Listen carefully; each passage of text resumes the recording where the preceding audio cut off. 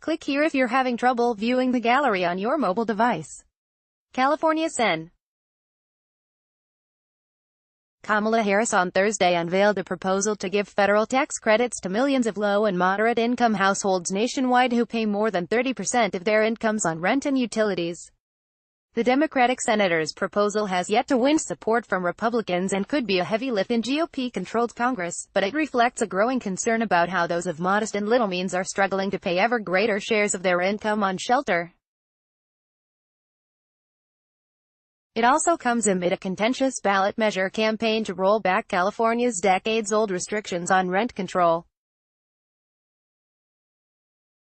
Want to find more housing coverage and connect with our journalists? Click here to join our new Facebook group. Financial experts advise against spending more than 30% of income on housing, but in California alone, the majority of renters, 3 million, are doing so, according to the state's housing department. Nearly one-third of renters in the state, roughly 1.5 million households, are sending more than half of their income to their landlords, the department found. Nearly every Oakland resident who pays rent will save money under this law. Oakland Mayor Libby Schaaf said in a statement Thursday. At a time when our city is fighting the displacement of longtime residents, the Rent Relief Act of 2018 will help working-class families, artists, senior-age tenants, and anyone else who struggles to make the rent each month. The plan would benefit households earning up to $100,000 annually, and in high-cost regions, such as the Bay Area, up to $125,000, who pay more than 30% of their pre-tax income on rent, electricity, gas and water.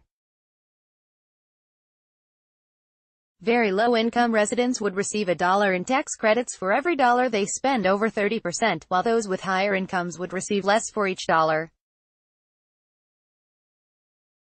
Also pending is a bipartisan California bill by State Sen.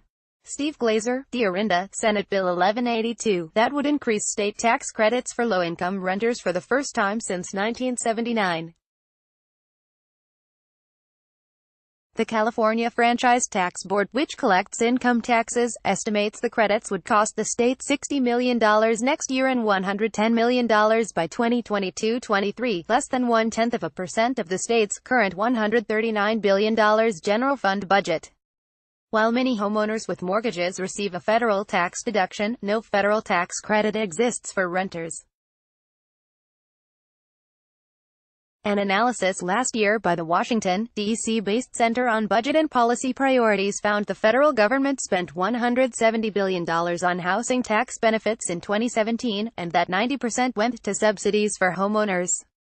Harris, California's previous Attorney General, is widely considered to be a potential presidential contender and said last month that she was not ruling out a 2020 run.